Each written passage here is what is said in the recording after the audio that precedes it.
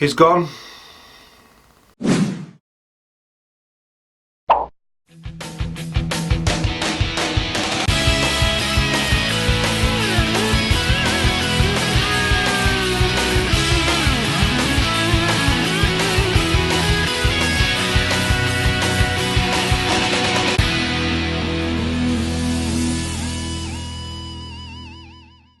Hey guys, what's going on? Adam from Sussex. Welcome back to the show. As you can see from the title, he's gone. Who am I talking about? Of course I'm talking about Venom.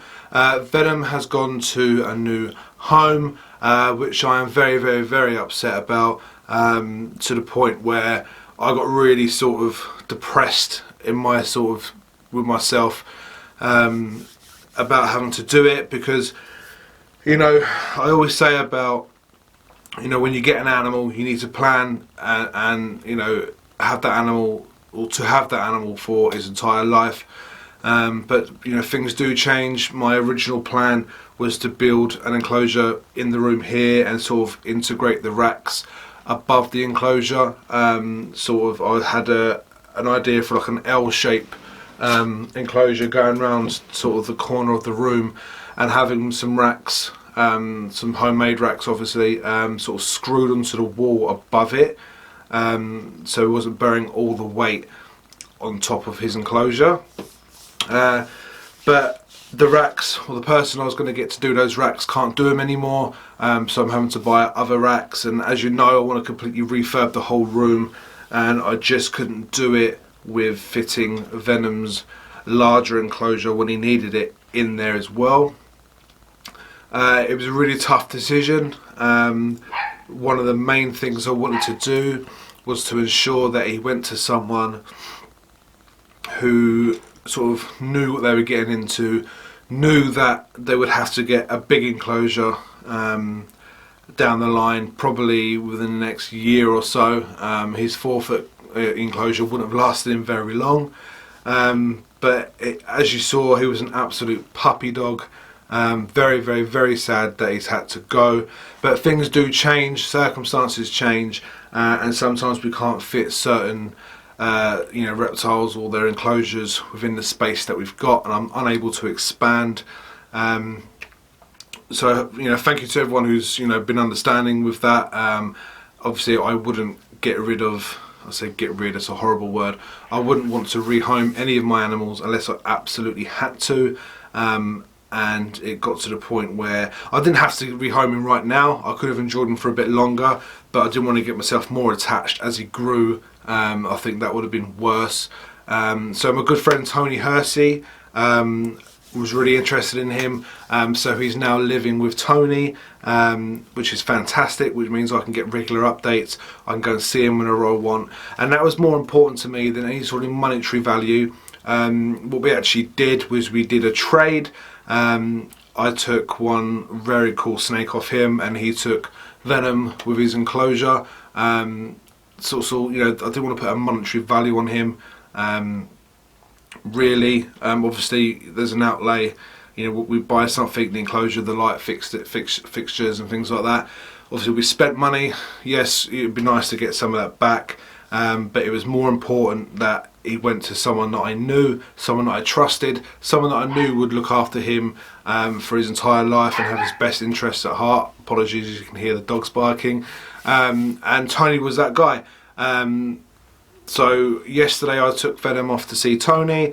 Tony fell in love with him, and it was just sort of a happy ever after. I bought back a really cool snake, so I'm going to show you what I got shortly. Also show you another pet that I have got. I've had this one for a few weeks now, just not featured it. It's sort of a brand new pet for me. I had one when I was a bit younger, but this is what I got off a friend. We done she owns a reptile shop, and we done a trade. And this is more for the kids, so this will go into the kids' room eventually once the kids' room has been decorated. So no comments saying you got rid of Venom but got another pet. That's not how it is at all. So we'll show you what the new pet is, and we'll show you that snake. But thanks for watching. I hope you enjoy. So guys, first thing you're going to notice is that I've gone back to substrate. Only for the babies and the holdbacks, because they were creating so much work for me, and they were just so messy. I thought, save myself some time. I'm not going to put the adults on it because I've still got that sort of phobia about them eating it.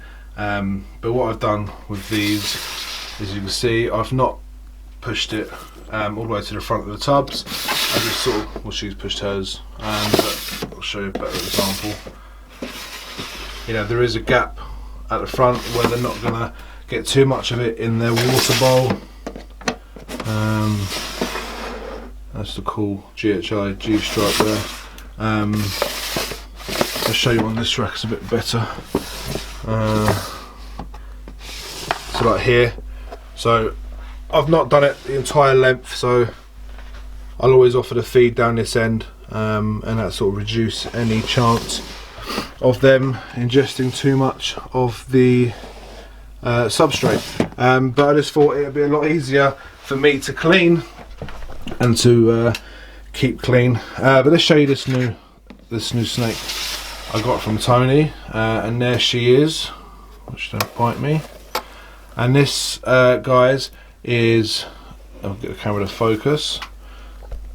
This is an Orange Dream het pied posset clown female. So I've got big plans for her. Obviously got to try and prove that clown out. We know she's het pied, so on the lookout for a cool male to go with her. I could put one of my clown, the pastel lesser clown, to her in the future, or any other clown that I get. I'm not too fussed about proving out the pied just yet. We know she's het pied, so let's prove out the clown first. So we'll put a visual clown to her at some point. So I can pull her out and get a better view in the light.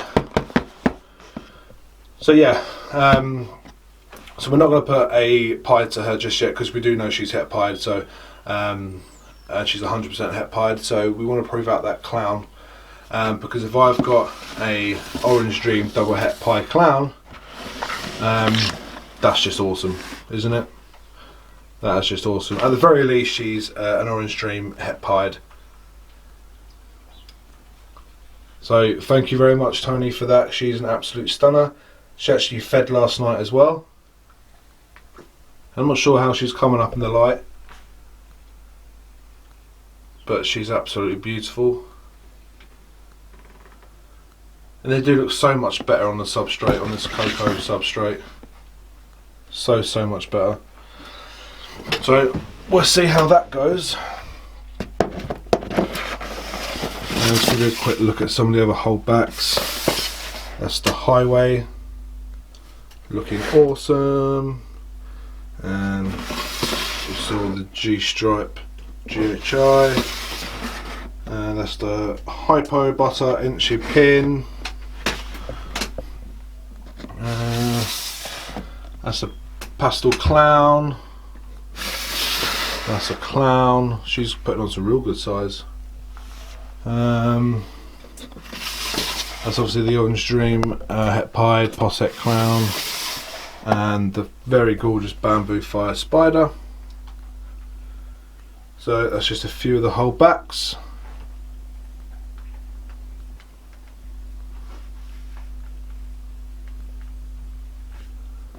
Absolutely gorgeous. Cannot wait to grow some of these animals up. And she's just a beast. Look at the size she's put on. She's doing really well. Look at her. Absolutely stunning. Gorgeous girl. So I hope you liked that new pickup, the Orange Dream het pied posset clown. Endless ideas I've got with her, but the first thing is obviously going to be trying to prove out that clown. So the pastel lesser clown male, or another clown that I might get down the road. Obviously we've got a long time, we've got, you know, a good 3 years to get her up to size, so there's no rush whatsoever. But I think the first port of call just has to be a clown visual male, and who knows, down the road I might get myself a pastel, I might get myself a clown pied combo. You never know, I might treat myself, wait for the prices to come down a bit. So let's take a look at the new pet. Like I said, this is for the kids. He's in here, or she's in here, sorry, just for time being, why the kids' rooms are decorated, and it's going into my 11-year-old. So she's obviously Louise. She's very, very responsible. She's not going to be letting, you know, she's not going to be letting the younger kids in there to play around. So let's take a look at her now. I'm just trying to see if she's in there. Well, I know she's in there, but trying to find where she is. So let's take a quick look at her now. So there we go, guys. Can you guess what's in there? Excuse the mess. But we have a chameleon, just a Yemen chameleon or a veiled chameleon, however you want to say it. Let's open this door. Where is she? She's up in that corner there. Let's see if I can get a better shot of her. Hello. No, she's not gonna. But she is up in the corner there. I'll try and get some footage of her feeding at some point. But she's in a what do you call them? A reptile breeze, is it? Sort of a mesh sort of enclosure. It looks see-through, but it's like a mesh enclosure. Obviously she's got at the top here, she's got the Arcadia Pro T5 UVB, and obviously she's got her heating bulb there. Probe is over there, and then she's just got a load of branches and a load of the jungle vine to walk on. Nice substrate. What I'm doing at the moment, there is a water bowl in there. Obviously they don't really drink from still water, so these get soaked sort of 2-3 times a day. But I have just ordered one of those sort of waterfall things to go in the corner there, obviously, so it's running water for her. But she's hiding, she's not going to come out, so I'll have to see if I can get her. She is there, but we'll see if we can get a better shot of her next time. So yeah, that's the latches there, and latches there.